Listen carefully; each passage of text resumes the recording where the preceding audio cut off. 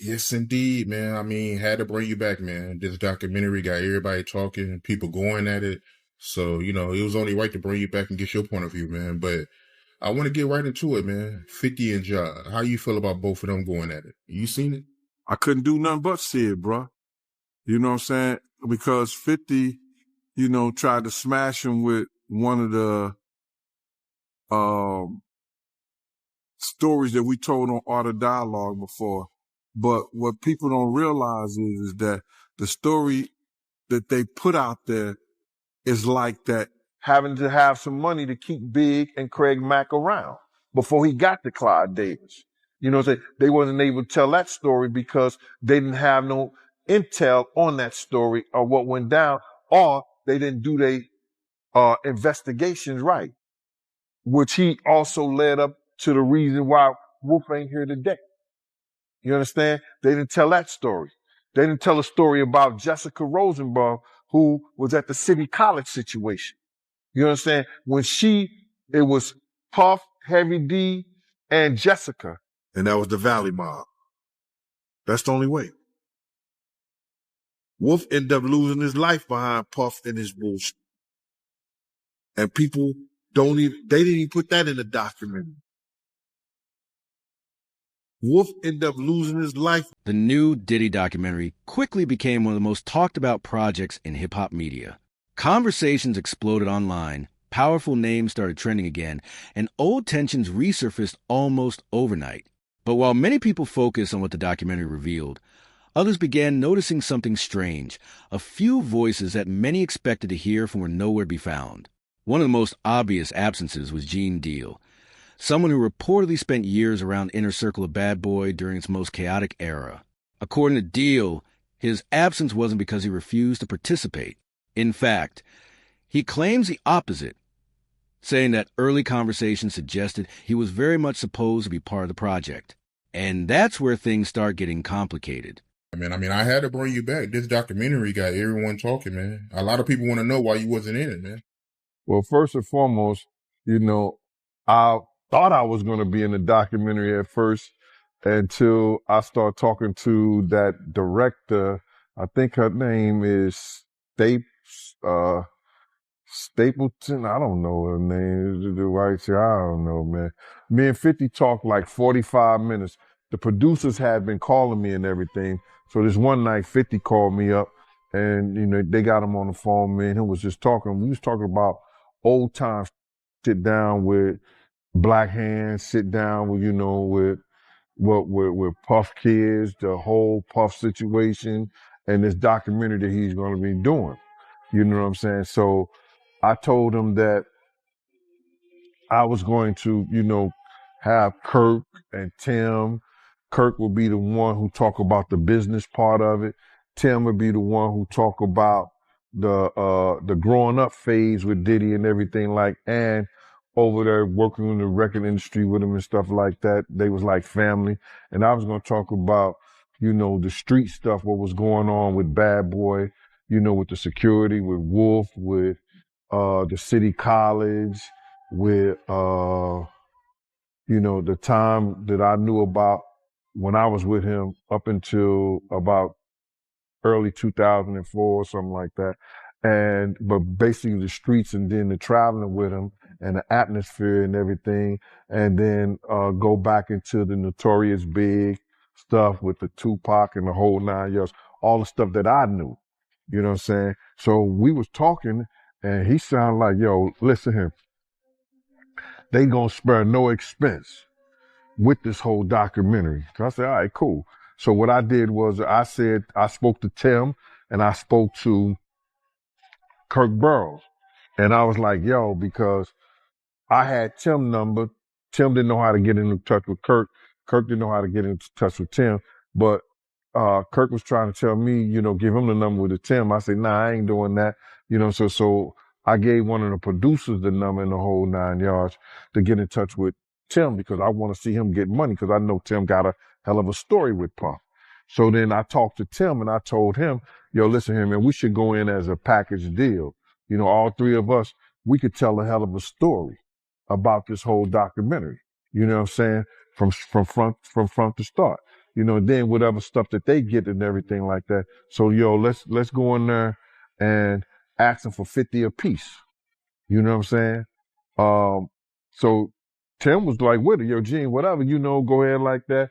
Kirk, was like, yeah, okay, cool, Gene. It was like a general census that we was gonna do this in a whole package deal. You know what I'm saying? And then I started speaking to the producers and everything like that, because 50 had told me himself that they was going to spare no cost in doing this because he wanted to tell the story, and he wanted to tell the story like it was supposed to be told and everything like that. I said, yeah, okay. So then the director, I got to get her name, man, because it don't even sound. I want to put her on blast because she was telling me, she was saying to me that what I was asking for was crazy, and they wasn't spending money like that. I'm talking about, you got footage, you got clothing, you got. I was doing footage. I had pictures, all the stuff that I had. You could figure out a way to pay a brother and stuff like that. And then I was telling her about some prices that I've already received, and I had the invoices to show it. And then she was calling me like I was lying. I'm like, yo, who do you think you talking to? You know what I'm saying? And she was talking about, there's no way nobody paid. Nobody what? I say, first of all you people come with these documentaries and stuff. The first thing you tell me, y'all tell these people out here that y'all don't pay, and y'all pay. If you can make a picture look like $10,000-$15,000, you know what I'm saying? You can sit here and tell me that you're gonna pay me for my time sitting right down here with y'all. You understand? So then, one thing led to another, and I was like, all right, well then, F you, I spoke to 50, and then she said 50, and this is exact words that came out her mouth. 50 does not determine what goes in and go out of this documentary. And he definitely don't pay. He determine what somebody get paid. It's not his documentary like that. I was like, oh, so if it's not his documentary and I spoke to him like that, I don't need to be doing nothing with you, because I'm doing this on the strength of him. But you gonna pay me if I do it. So it went back and forth, you know what I'm saying, for a little bit, and then they had Kirk Burrows giving me calls and everything like that. What are you calling? According to Deal's account, discussions about the documentary began long before cameras were rolling. He claims producers were calling him. Conversations were happening. And at one point, he even spoke directly with 50 Cent for an extended call about the direction of the project. The idea, he says, was to bring together several voices who experienced different sides of the Bad Boy era. Some explained the business operations, others the early upbringing and industry side, and Deal himself would reportedly focus on the street-level realities and security concerns surrounding the label. If that plan had played out the way he describes, it could have created a layered look at the history many fans thought they were about to see. But according to Deal, the tone changed once the details about money and control entered the conversation. And that's when the entire situation allegedly started falling apart. Anthony Wolf Jones had already told them, if you're not taking two tour buses of my niggas from the Valley, that's Co-op City in the Bronx, the Valley in the Bronx.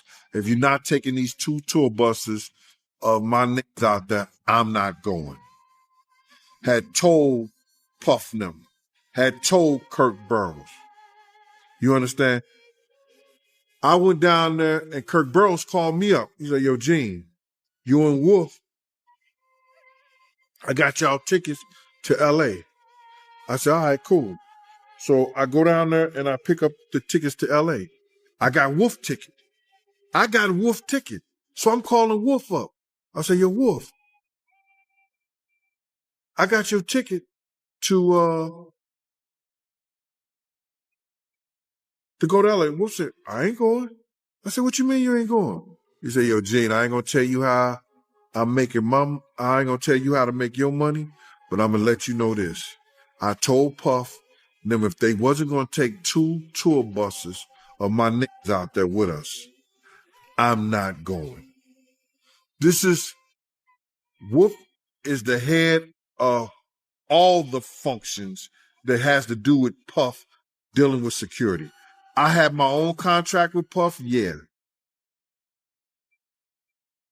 Paul Alford ran Green Gate Security, which is the daily operations of Puff stuff. That's his house, his cars, his transportation. He ran the office, the bad boy office, the clothing, all. He ran the daily operation with his security. Wolf is over whatever's happening with Puff. You understand? Wolf tells Puff them and tell Kirksboro them, no, if y'all not going out there right, nobody should go out there at all. Kirk calls me, I said, yo, Gene, you gonna go? I said, yeah, I'll go, bro. He said, Gene, I said, yo, dog, but we shouldn't be going out there. I tell Kirk the whole, yo, Gene, all y'all gonna be doing is going to the studio and y'all gonna go to Soul Train and go to the studio. Y'all not hanging out, y'all not doing nothing. All me and Puff did when we went there that month was hang out. And I told people all the time, and I said in the documentary before, I thought this kid had a death wish because all we did was hang out. We never saw Big at not one of the events that me and him went to, the House of Blues, movie theaters, not the California, the Celebrity Club, I guess. Is it Celebrity? No, begins with a C. Never seen him in none of the clubs, none of the places. You understand? Big ain't coming to none of the places. The one time Big went out is when he got. The one club that he went out to is and that's where he got. So Wolf did not and was not going anywhere that had to do with California. And it wasn't because of the Jake situation. It was that he wanted to be safe, and the only way he felt safe if he was going out there with the dudes from his clique. And that was the Valley Mob. That's the only way. Wolf ended up losing his life behind Puff and his bullshit. And people they didn't even put that in the documentary. Wolf ended up losing his life behind Puff and his bullshit. And that with BMF. That's a big segment in my book that I wrote I wrote a whole big situation in my book regarding that, Mighty. And I know you're doing this. I want to say that right there because I was there the night that Meech had promised Puff. You know what I'm saying? He ain't have to worry about Suge Knight. He ain't have to worry about nobody from this point on. And telling Puff some shit made him think that he could talk to Wolf any kind of way. Because if anybody knew, BMF was powerful back then. They had dudes from everywhere. And Meech telling him he ain't have to worry about nobody no more. It made Puff think that he could tell Wolf that he didn't need Wolf. Deal claims the documentary team pushed back when he suggested a package arrangement where multiple people with first-hand experience would participate together. He says the reasoning was simple. If they were going to tell the full story, it required multiple perspectives working as a group. But according to his version of events, the discussions about compensation quickly became tense. Deal says he had photos, footage, and years of experiences that would add context to the project, and he expected to be compensated for both his time and the material. The disagreement, as he tells it, escalated when he began questioning who actually had authority over the documentary's direction. According to Deal, one conversation with the director left him believing that the project wasn't structured the way it had originally been presented to him. That realization, he says, made him step back from the entire process. Girls, he also said in a documentary that, Diddy, he used big budget to pay for, Big's funeral. Yeah. When I heard that, that ain't the first time I heard it though, bro. They said Big had paid for his funeral through his budget. You know what I'm saying? So if anybody would know that, Kirk Burrow would know that. And I heard Wayne Barrows came out and said some, but to refute that. You know what I'm saying? But if Miss Wallace got a check and the check, if she got Biggie's, if they had Biggie's budget and that was taken out, money was taken out that budget for his funeral, he did use it. And if anybody knew that, Kirk Burrows would know that because he was handling the money and the operations at that time. Wayne Barrows was one of the dudes, him and Mark Pitts, that actually was managing Big's affairs. You understand? They was his manager. Big had told me that he was going to get rid of them because they didn't know what they was doing before he died. I had a conversation with Big. Big said, I'm getting rid of them because they didn't want to F me up because they didn't want to convince him to sell his publishing and his marketing to Puff. They was Puff boys. I guess they met in school or whatever like that. But Big was going to get rid of them. But because he died and his mother didn't know the business, she kept him around for years. If you look at anything that happened with the Notorious Biggs and his camp, you see Wayne Barrows on there as executive producer. And he was just a manager of some of Big affairs. He was executive producers of damn near everything that went on that had to do with. If Miss Wallace was the executive producer, he was the executive producer too. Look at some of the things that was done. And now he's suing, trying to get money from Faith because of, he's saying that she has to pay the Wallace estate and Miss Wallace is dead. Big is dead.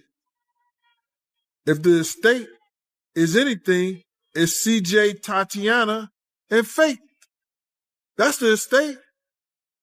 But he's saying it's some other kind of thing that he's suing them for. So Wayne Barrows is the dude that call it any way you want to, that's been Sherwood Forest and he got big them in Sherwood Forest. I'm gonna put it that way. He got his estate in Sherwood Forest. Crazy, man. But yeah, Kirk Burrows, he spoke a lot in his documentary, man. He was letting everything go. He also said that, he did take the Rolling Stone cover from Big after Big died. Bruh, you have to look at his sociopath, his narcissism, and see that it shows you he really didn't care about Big like he did. What Kirk didn't tell the truth about that whole thing is that even when we was in California, Kirk tried to act like that he didn't know that Puff told him that Big wasn't going to London. I know what the question you asked, but I got to get this out, bro, is that on Thursday, me and Puff was in the limousine. Kirk Burrows was getting Puff the itinerary of what Big and what's his respect, and told him that we was leaving Saturday, this, that, and the third, the whole 9 yards. On Thursday, Puff told Kirk Burrows, Big ain't going nowhere. He told him that Thursday, Big was not going nowhere. He said, I don't care what you do. You could go do whatever you want to do, but Big ain't going nowhere. Kirk Burrows was telling him how he had set up this whole and how Arista had paid off all this money for Big to be. Puff was adamant that Big wasn't going nowhere. Now, we were shooting the Hypnotized video. Me and Big was in the Winnebago, and Big was telling me his whole life story. What he wanted to do, his plans, all this. He even said, yo, Gene, I would take you with me, but you love that nigga too much. Nigga don't love nobody like that too much. What's up? He said, yo, what's up with the money? I said, nigga, you broke. You know what I'm saying? You owe Mike Gadget 30,000 for, I'm just going in on Big, and we just talking all kinds of. But money and creative control were only part of the story. Deal also began pointing to specific topics he believes were either minimized or left out entirely from the final documentary. One of the biggest omissions he mentioned involved Anthony Wolf Jones, a longtime bodyguard associated with the Bad Boy Circle. According to Deal, Wolf wasn't just another security guard. He describes him as someone deeply involved in managing safety around major artists during a very volatile time in hip-hop. Yet in the documentary, Wolf's role and fate received little attention. Deal strongly disputes the idea that this absence was accidental. According to him, Wolf's story could have added major context to the risks and tensions surrounding the era. Right into it, man. 50 and Ja. How you feel about both of them going at it? You seen it? I couldn't do nothing but see it, bro. You know what I'm saying? Because 50, tried to smash him with one of the stories that we told on Art of Dialogue before. But what people don't realize is that the story that they put out there is like that there was no girls in the room. I told the story and I said that there was girls in the room. I just want to get that out there straight before I tell you how it all went about and what really happened. There was Sarah Chapman and her girlfriend. They flew with us from Atlanta. But let me just start the story like this. Check it out. Me and Puff went to this exotic bookstore, brother. You know what I'm saying? This is the first time I ever went to an exotic bookstore, with Puff. I didn't know he even did that. But we was in Atlanta. So when we went through the door, they gave him a brown paper bag. So I guess this is a place that he was used to and people knew him there. So when they gave him a brown paper bag, Puff was just going around the store, just picking items off the shelves and stuff like that, putting them in a brown paper bag. So then, I was behind him and, no Diddy, but I was about 3 feet behind him, you know what I'm saying, as he was putting stuff and putting it in his bag and stuff like that. So this one particular place that he was put up there, he had to reach up kind of high and get it. So he just started pulling things out. And he was pulling a lot of them off there. So I was like so I looked up and the thing said butt plugs. When he walking down the thing, the butt plugs. I said, hey, yo, just to mess with him. I said, hey, yo, what are you getting these for? And he said, can I do my shopping by myself? I said, yes, you can. And I waited up at the register for him, because they had the big counter up there. So when he came to the counter, I said, yo, I'm finna see what this one this mofo is putting in his bag. Cause I know he gonna have to take everything and put it on the counter so the dude could count it. Right? My man, when he came there, he gave the dude a wad of hundreds like this. You know what I'm saying? He gave him a wad of hundred and just put it up there. The dude ain't even, you know what I'm saying? He ain't even want to know what was in the bag. I was like, yo, wow.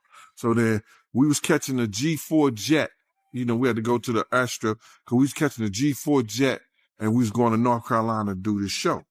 So somehow he had Ja Rule to go with us, you know what I'm saying?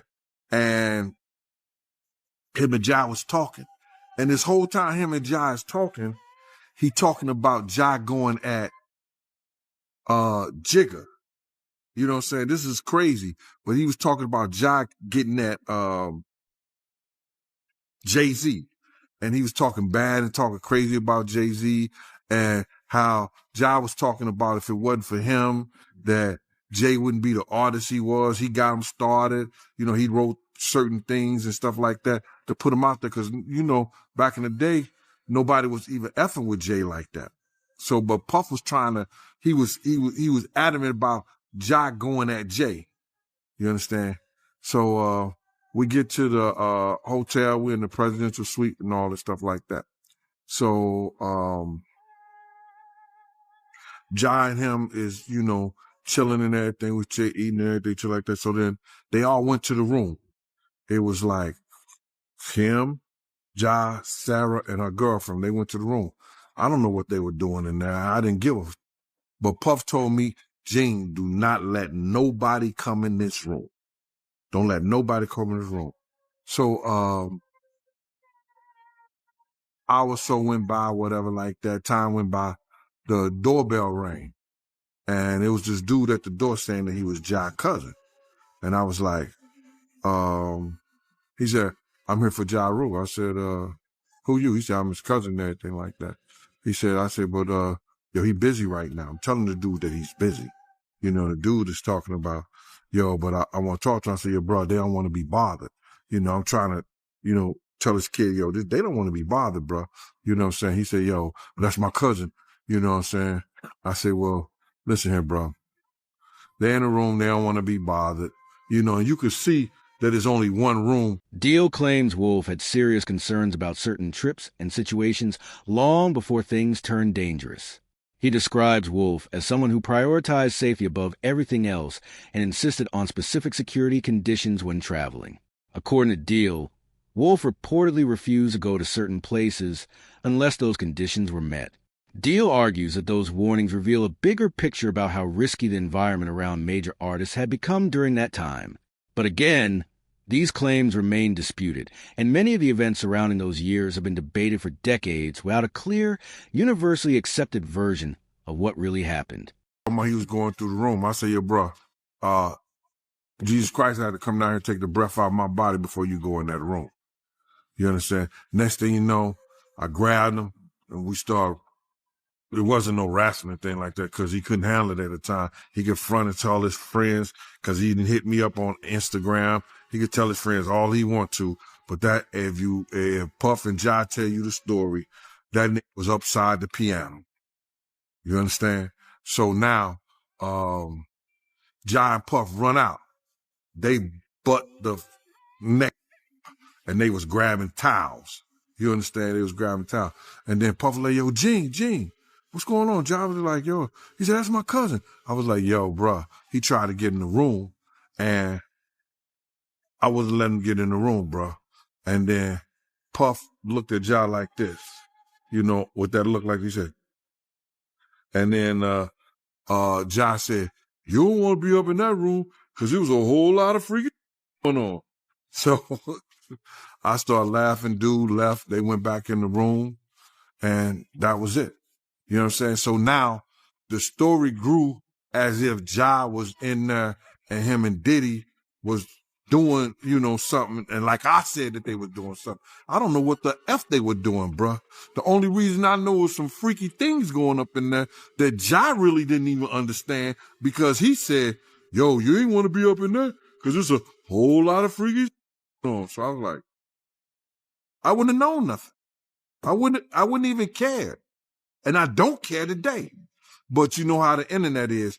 They cut and paste what they want to paste, and they put what they want to put to make it seem like I was saying this dude and Puff was in there, alone, and they wasn't. You understand? And that was them. They did their thing, up in there with the honeys in there. I guess. I can only guess. So, listen, bro. I've said this 1,000 times. It was Sarah Chapman and her girlfriend. Now, Sarah Chapman, if people don't know who she is, now she's one of Puff baby mamas. But prior to her being one of Puff baby mama, this is the same girl that was dating Puff best friend, Corey Jacobs, and she was dating Tupac. You understand? So now she, like I told you before, she was the one that Puff betted in the office. He said, I bet you I could get her from Gary Payton. You understand? And I didn't know she dated Gary Payton, but this is what Puff is saying. And it was a $500 bet that he said he'd get it in 2 weeks. We was out in Chicago, me, him, and Sarah. We was at some kind of function that Puff had to do a in-store and like a walkthrough. You know what I'm saying? At one of his friends' parties. So, you know, she was out there with her. Next thing you know, he got her like he said he would. You know what I'm saying? That incident with him and Ja, I feel bad, you know, kind of, sort of, really, because everybody's trying to make it seem like, you know, Ja was some kind of weirdo, you know, but it is what it is, bro. I just told you what I seen. Both of them ran out the room, butt ass, grabbing towels, you know what I'm saying, with them chicks in there, you know what I'm saying? So whatever they did, that was on them. But that's the kind of games Puff play in order to get people to do what he want them to do. You understand? He got them, he wanted Ja to go at Jay-Z, so he got these chicks to go at Ja. You understand what I'm saying? Whether he did it or fell into it, I don't know. Because I don't know him and Jay-Z beef or why they was beefing in the first place or whatever the situation was. People who are close to either one of them may know more than I do on that. But I knew Puff was working to get Ja to go at. Deal didn't stop there. He also questioned other moments presented in the documentary, particularly claims surrounding financial decisions after the death of the notorious B.I.G. One topic he addressed involved a long-circulated rumor that funds from Biggie's own budget were allegedly used to pay for his funeral. Deal says that story had been discussed in the past, but he believes the documentary didn't push hard enough to verify or challenge it. According to him, people involved in the financial operations at the time would have known exactly how those decisions were made.